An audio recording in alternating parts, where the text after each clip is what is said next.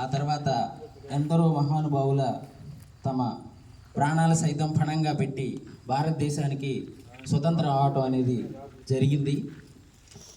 తర్వాత what next? Okay, independence అయితే వచ్చింది. తర్వాత ఏంటి?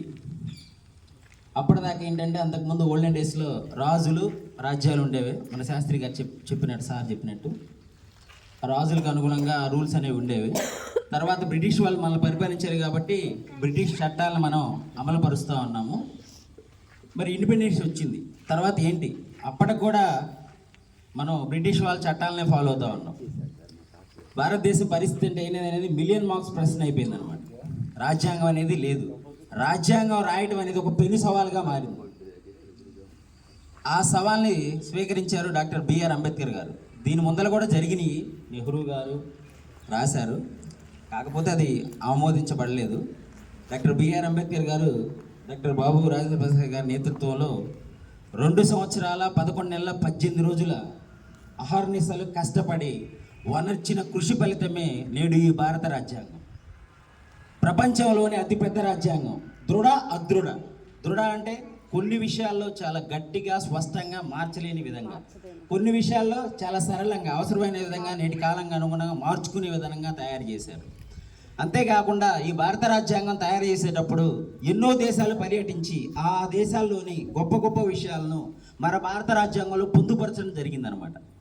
దీన్ని కొంతమంది విమర్శించారు. భారత రాజ్యాంగం అనేది అతుకుల బొంత, అరువుల మూట అని.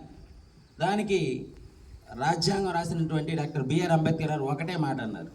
ఆయన ఇతరుల దగ్గర ఉన్న మంచిని స్వీకరిస్తే తప్పేంటి, ఇది అతుకుల బొంత ఎలా అయింది, అరువుల మూట ఎలా అయింది అని అన్నారు.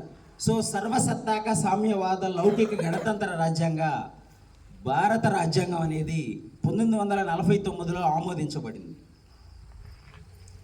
తర్వాత దాన్ని 1950 సంవత్సరం జనవరి 20వ తారీఖున మనం అమలు చేసాం.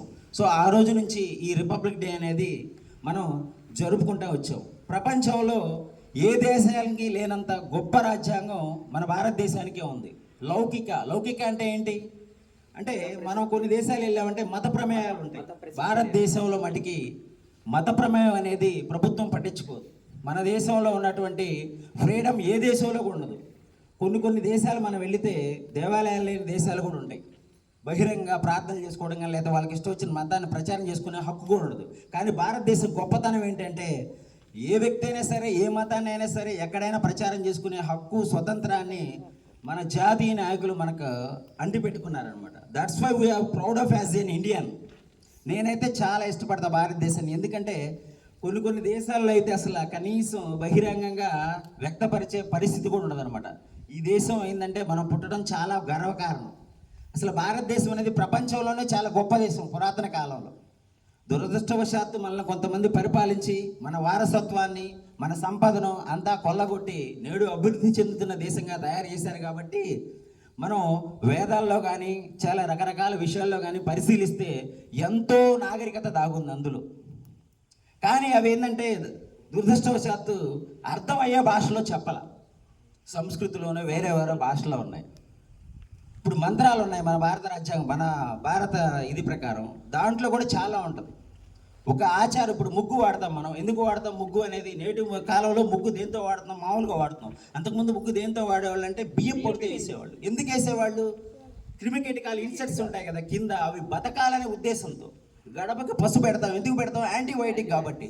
సో ఇటువంటి ఎన్నో యోగా ప్రపంచానికి అందించి నాట్ ఓన్లీ యోగా అనమాట, ఇటువంటి ఎన్నో టెక్నాలజీ, ఎన్నో విధాల్లో భారతదేశం అనేది ఆనాటి కాలంలోనే అంతుబట్టని, అంతు చిక్కని అధునాతమైన టెక్నాలజీ రాజుల కాలంలోనే ఉందన్నమాట.